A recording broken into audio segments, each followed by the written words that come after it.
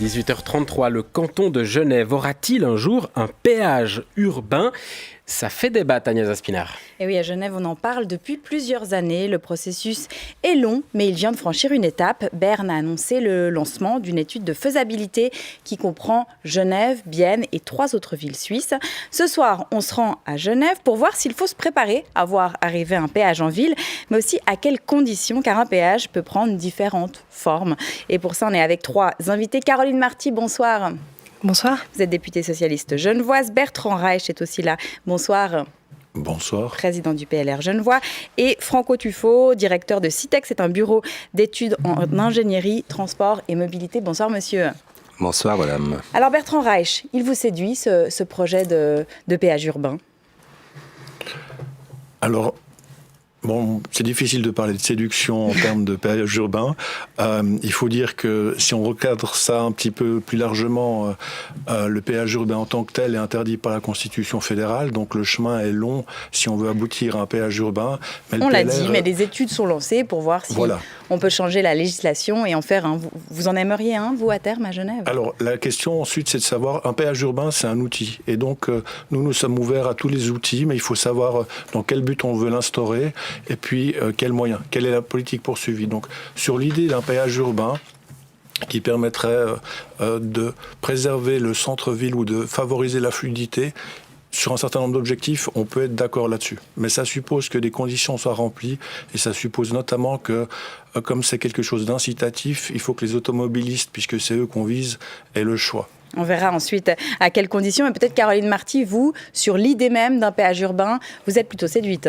Si on parle de séduction, je suis navrée, je utilise ce mot. Je pense que dans tous les cas, c'est une mesure qui mérite d'être étudiée. Je rejoins Bertrand Reich qui dit que ça ne doit pas être une fin en soi, mais c'est un moyen pour arriver à ce qu'on recherche, c'est-à-dire une réduction du trafic motorisé, et notamment du trafic de transit dans une agglomération comme Genève, et qui mérite d'être étudiée tant les essais qui ont été menés dans d'autres villes européennes démontrent que ça peut avoir une très forte efficacité pour faire baisser le trafic justement et puis aussi pour améliorer la qualité de l'air dans un centre urbain extrêmement dense comme celui de Genève. Et puis les premières études, pré-études qui ont été lancées suite à un projet de loi que nous avions déposé, le Parti socialiste, il y a de ça quelques années, qui a mené à une étude au niveau du canton de Genève, on voit que un péage, après les modalités doivent effectivement être discutées, permettrait de faire baisser de 30, 40, 50 jusqu'à 70% le trafic de transit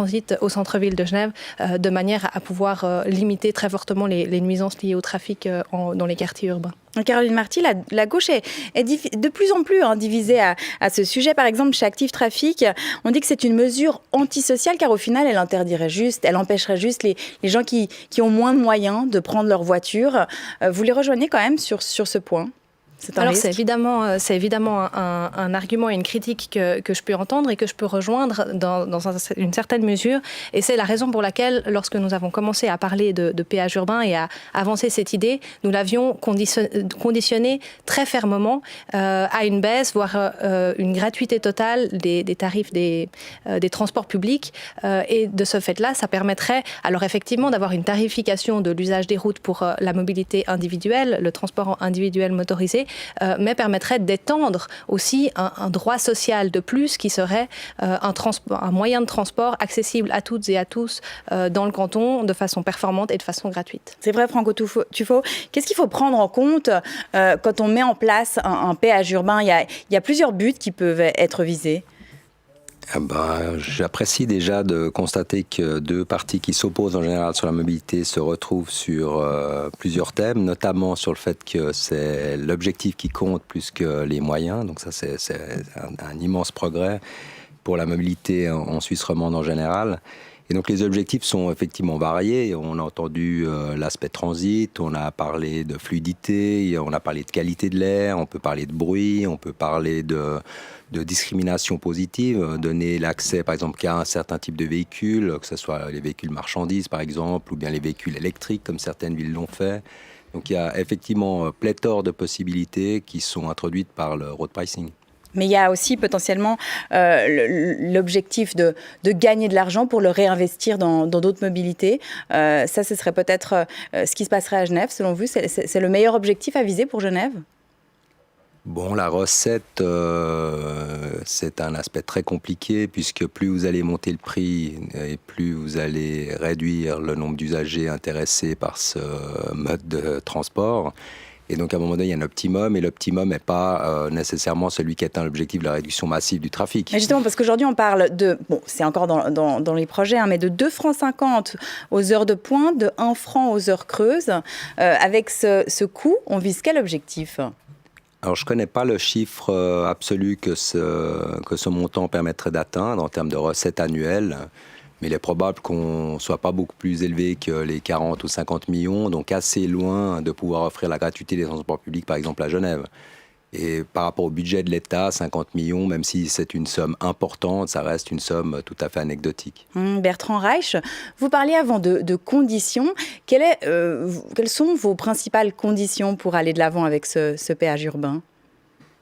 Alors il y en aurait 3. Il faut que ce péage, puisqu'il a justement pour but d'éviter un trafic de transit, ait du sens et que les personnes aient le choix. Donc il faudrait de façon logique que le contournement de Genève soit achevé, ce qui supposerait que la traversée du lac soit réalisée, précisément pour éviter le trafic de transit, si c'est un des buts qui est poursuivi. Et puis les autres objectifs sont positifs en ce sens qu'il ne faut pas que ça pénalise les entreprises qui n'ont pas le choix et qui doivent venir travailler avec leurs véhicules. Et j'observe d'ailleurs que dans le projet que le Parti socialiste avait évoqué en 2015, ils avaient prévu justement d'exempter les véhicules d'entreprise. Et puis, il faudrait aussi exempter les résidents. Et puis surtout, ce que ça ne doit pas être une source de revenus fiscal. Enfin, ça ne doit pas être un nouveau projet fiscal. C'est un peu ce que je ressens et que je crains en ce moment, parce que j'ai vu passer des chiffres qui évoquaient 130 millions par an, avec déjà beaucoup d'appétits qui sont éveillés en disant voilà ce qu'on pourrait faire avec 130 millions. C'est pas l'objectif. C'est pour ça que j'insistais là-dessus. L'objectif, il ne doit pas être d'amener de nouveau de l'argent supplémentaire dans les caisses au détriment des consommateurs ou de l'économie. Il faut vraiment cibler l'objectif. Avant de faire réagir Caroline Marty, vous convoquez quand même là un vrai serpent de mer de la mobilité, Bertrand Reich, avec cette traversée du lac. Est-ce que la mettre comme condition sine qua non, c'est pas une manière un peu alambiquée de condamner le projet de péage urbain ? Vous savez, moi je suis un modeste démocrate. Le peuple a voté la traversée du lac et je trouve que c'est bien quand on écoute le peuple. Et puis ça me semble logique. Alors je ne suis pas un spécialiste et peut-être que le spécialiste présent confirmera ici, mais le contournement de Genève n'est pas bouclé. Il manque la traversée du lac pour boucler ce contournement. Et quand on parle, et je suis d'accord avec ça, d'un objectif qui est d'éviter le trafic de transit, le contournement par la traversée du lac pourrait être un objectif. Caroline Marty, la traversée du lac, c'est aussi une condition pour vous ?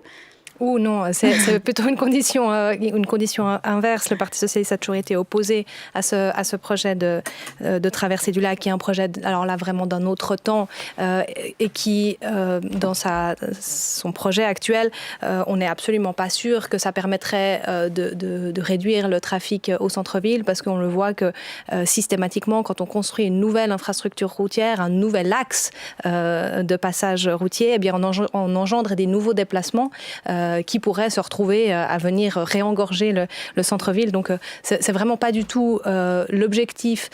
C'est une infrastructure qui ne rentre absolument pas dans l'objectif de décharger notre canton, y compris le centre-ville. On le voit, Franco Tufo, on n'est pas encore d'accord à Genève sur les modalités, sur les objectifs aussi. Il y en a certains à droite, notamment à Genève, qui proposent, parce que pour l'instant, on imagine ce péage urbain qui entourerait le centre-ville. Une idée, selon certains, serait de le mettre aux frontières du canton. Ça, c'est une bonne idée, selon vous ? Il faudrait peut-être le mettre aux frontières du Grand Genève pour que ça soit un peu moins idiot. Donc du côté de la France. Non, mais je veux dire, c'est une histoire qui avait fait un peu polémique sous une autre législature et on comprend pourquoi. C'est totalement hallucinant. Donc je ne crois pas qu'on va aller dans cette direction. Donc la question est de trouver le moyen d'offrir une alternative et qui réponde aux objectifs qui sont ceux qu'on poursuit aujourd'hui, donc de réduire le nombre de kilomètres parcourus par les usagers dans le Grand Genève Et si le road pricing, le péage urbain, permet d'atteindre cet objectif, j'imagine que c'est quelque chose vers lequel il faudra aller. Mais Franco Tufo, on cite souvent justement des villes qui ont instauré des péages. Il y a notamment Londres qui revient souvent quand on parle de péage urbain à Genève. Est-ce qu'on a une vraie idée de l'impact? Est-ce qu'on sait si ça fonctionne vraiment? Quels sont les résultats de ce type de mise en place? Alors la première expérience date de 75 à Singapour. Depuis, ça a un peu fait école dans certains pays. Les Norvégiens sont arrivés tout de suite derrière dans les années 90, 80, comme ça. Et c'est Londres, par sa médiatisation, Milan aussi, dont on a parlé beaucoup. Ce qui est important de dire, c'est qu'il y a peu d'informations réelles sur les recettes, parce que les recettes sont jamais très bien fléchées dans les administrations, donc ça rentre dans un grand pot et on ne sait pas comment elles vont. Donc il y a beaucoup de débats au niveau de la population, d'essayer d'avoir que cette recette soit affectée à un pot mobilité, par exemple, comme c'est le stationnement, on fait aussi débat souvent sur ce thème. Et il semblerait que Londres ait un très mauvais ratio, donc un coût de fonctionnement très élevé, où entre 50 et 2/3 de la recette part dans le fonctionnement. Milan avait un meilleur système, mais eux avaient déjà amorti tout leur système de contrôle au moment où ils ont introduit leur péage. Donc ce qu'on constate, c'est que le fonctionnement, tout ce qui est la technologie, la privacy, les exceptions, le post-paiement, engloutit quand même une grosse partie non négligeable, disons entre 25 et 50% du budget.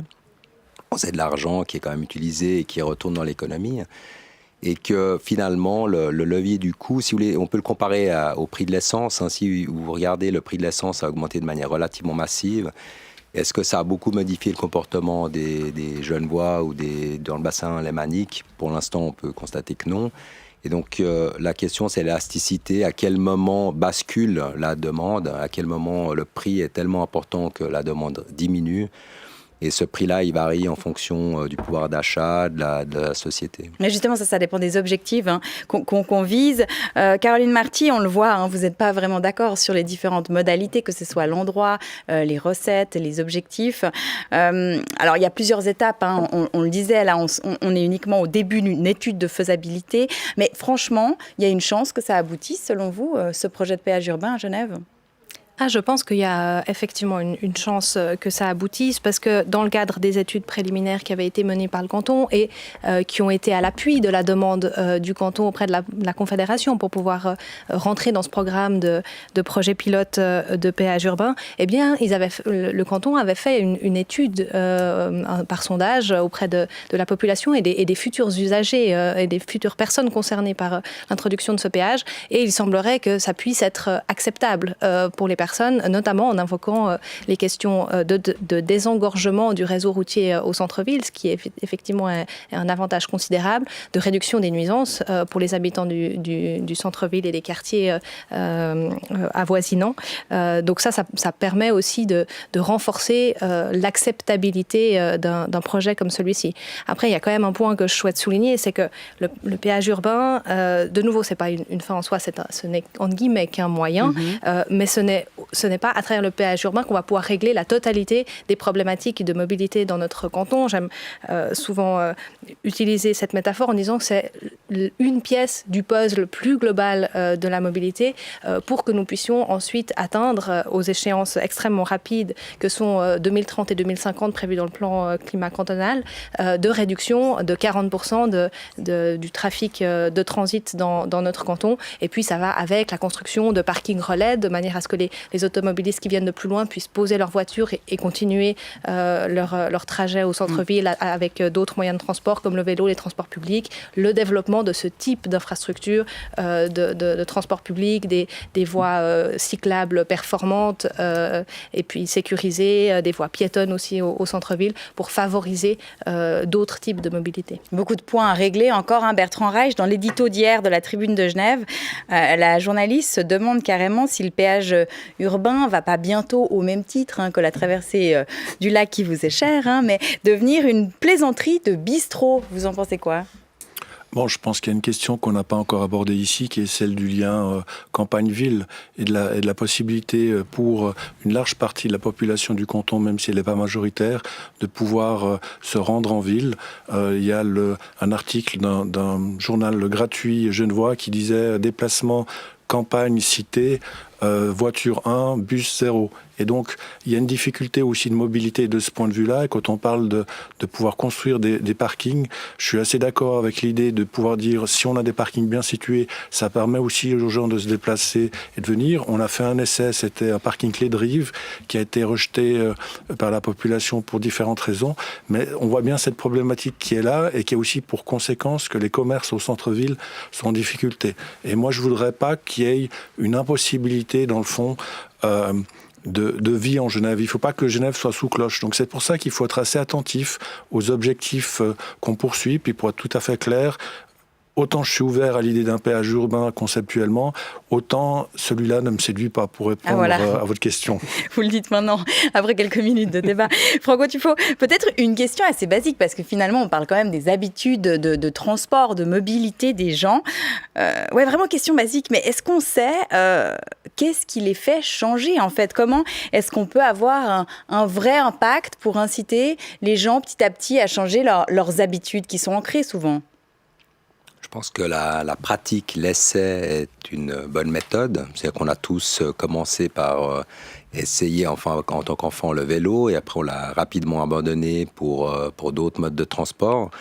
Et le fait d'utiliser, je cite souvent l'exemple du vélo électrique, hein. Une fois que vous avez utilisé un vélo électrique à Genève, vous vous rendez compte à quel point ce mode de transport est efficace, rapide, efficient à tout point de vue, agréable. Et donc du coup, un certain nombre de personnes finissent par utiliser ce mode de transport. C'est pareil pour les transports publics. On entend régulièrement des critiques, alors qu'on a un réseau extraordinaire à Genève, et dans la plupart des villes lémaniques, c'est la situation qu'on connaît. Donc l'important est de pratiquer la multimodalité et d'arrêter d'avoir une vision unique. Ouais, je suis désolée de vous interrompre, mais essayer une première fois, c'est une chose, mais comment on pousse les gens à essayer une première fois? Ça passe par le porte-monnaie, obligatoirement, quand on parle de mobilité. Non, mais pas que dans la mobilité, où je crois que chacun d'entre nous, malheureusement, est très conscient de l'importance du porte-monnaie. La demande dans tous les thèmes est influencée par le prix. Donc le prix est un levier fondamental d'action sur la demande dans un marché, quel qu'il soit, la mobilité étant un marché. Après, il y a d'autres paramètres dans le domaine de la mobilité qui interviennent, le confort, les idées, l'idéologie.